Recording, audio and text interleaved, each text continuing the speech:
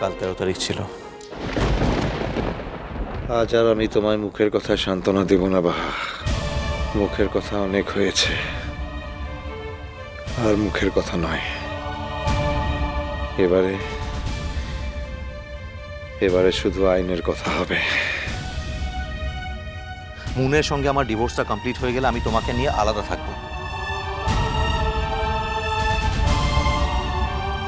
বাড়ির লোকজনের প্রতি যেরকম আমার দায়িত্ব আছে, আমার বউর প্রতি সেরকমই আমার দায়িত্ব আছে। বাবু, কাল ও দিদিমণির সঙ্গে তোর?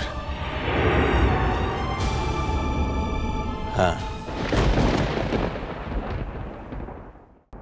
এখন আমি ফ্রি বাহা।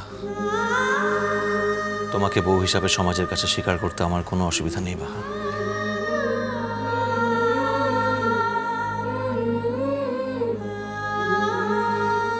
তোর শরীরটা খারাপ তো হয়েছিল? শরীর খারাপ আমার? কই না তো। কেন? মুখটা তো একেবারে শুকাইন দিচ্ছে। আমি ঠিক আছি বাহা, ভালো আছি আমি। লা তো ঠিক লাই, মুখটা একেবারে শুকাইন দিচ্ছে। মনে লয় খাওয়া দাওয়া হয় লাই, আর ঘুমটো। তুমি তো দেখছি হাসপাতালের বিছানায় শুয়ে শুয়ে সব জেনে গেছো। বলছি তখন থেকে যে আমি ভালো আছি, তাও এক কথা বলে যাচ্ছ। আমি যখন একটা কথা বলবো তখন তুমি তার মুখে মুখে তর্ক করবে না। তুমি জানো ভালো করে যে আমার তর্ক করা একদম পছন্দ না। ঠিক আছে, মোর ভুল হয়েছে, আর আর তর্ক করবো ক্লা। তোমার তখন ভালো করে জ্ঞান ছিল না বাহা। মন এসেছিল হাসপাতালে তোমাকে দেখতে।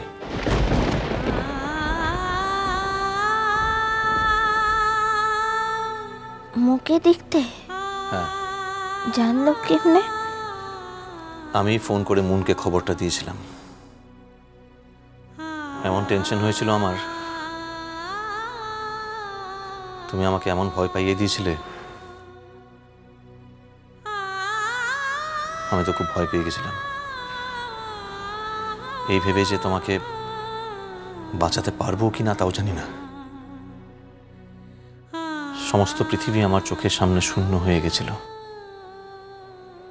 খুব অসহায় লেগেছিল আমার। এমন হয়েছিল যে এরকম ফিলিং আগে কখনো আমার জীবনে হয়নি। আর সেই অসহায় অবস্থায় আমি ডেসপারেটলি মুনকে ফোন করে বসলাম।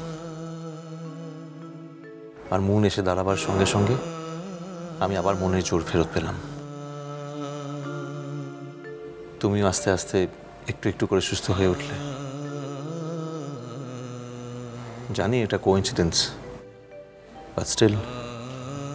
দিদিমণির নিশ্চয় মনটা মিলা ফুটছে। কেন? না, কাল তোদিকে ছাড়াছাড়িটা হইন গেল তো? না, রাগ কেন করবে? যখন আমরা দুজনে জানি এবং মেনেও নিয়েছি যে আমাদের মধ্যে স্বামী স্ত্রী সম্পর্কটা ওয়ার্কআউট করছে না, আমাদের দুজনের জীবনেই দুজন আলাদা আলাদা মানুষ এসেছে।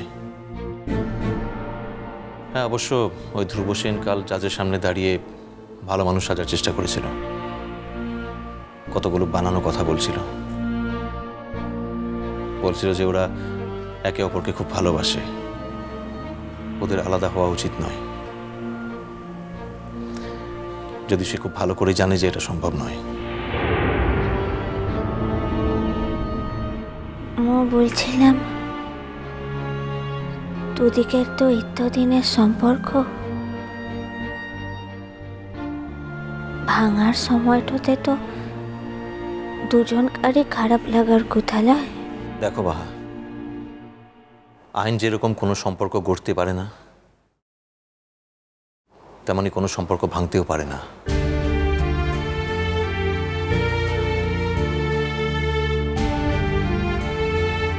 না মানে আমি বলতে চাইছি যে মুনের সঙ্গে সম্পর্ক কেটে যাওয়া মানে তো এই নয় যে বাকি সব সম্পর্ক কেটে গেছে। অন্য সমস্ত সম্পর্ক তো ঠিকই রয়েছে, এতটুকু চির ধরেনি। তা না হলে ওরকম অসহায় অবস্থায় আমি বা কেন মুনকে ফোন করতাম, আর মুনি বা আমারটাকে সাড়া দিয়ে এরকম চলে আসতো কেন? তবে কালকে সই করার সময় কিন্তু মুন কাঁদছিল।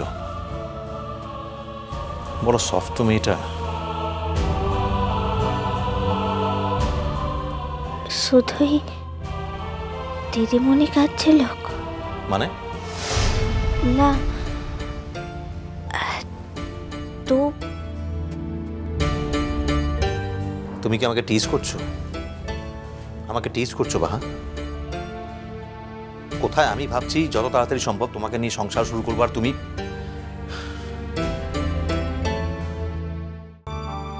বাড়ির সকলের মতের বাইরে গিয়ে নিজের মত প্রতিষ্ঠা করা কত কঠিন সেটা যদি জানতে তুমি এরকম একটা কমেন্ট করতে না। খুব সহজ এখানে শুয়ে শুয়ে কথা বলা, একটা কমেন্ট করে দেবা। বাহামণিকে তুও চিনিসলাই রে উঠছি বাবু।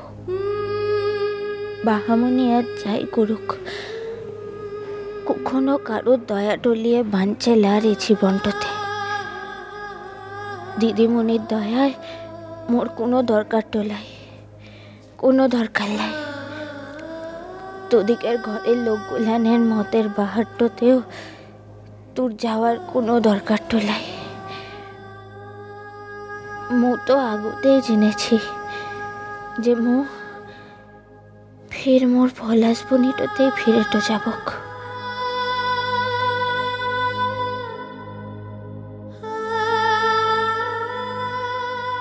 বাহা,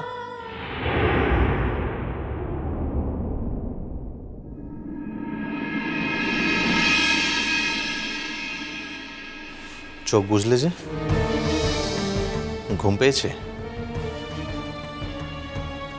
খুব টায়ার্ড লাগছে?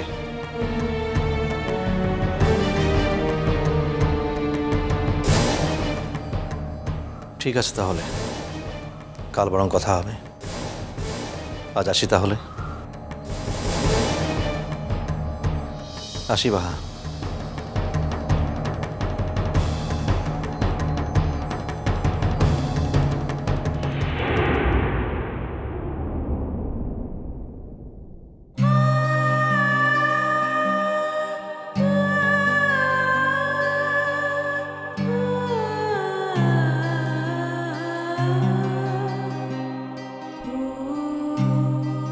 আমি ডেসপারেটলি মুনকে ফোন করে বসলাম, আর মুন এসে দাঁড়াবার সঙ্গে সঙ্গে আমি আবার মনের জোর ফেরত পেলাম। না মানে আমি বলতে চাইছি যে মুনের সঙ্গে সম্পর্ক কেটে যাওয়া মানে তো এই নয় যে বাকি সব সম্পর্ক কেটে গেছে।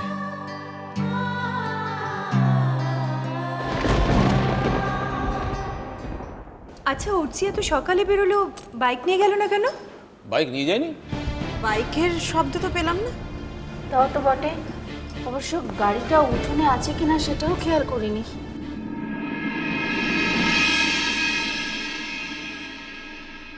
বাবা,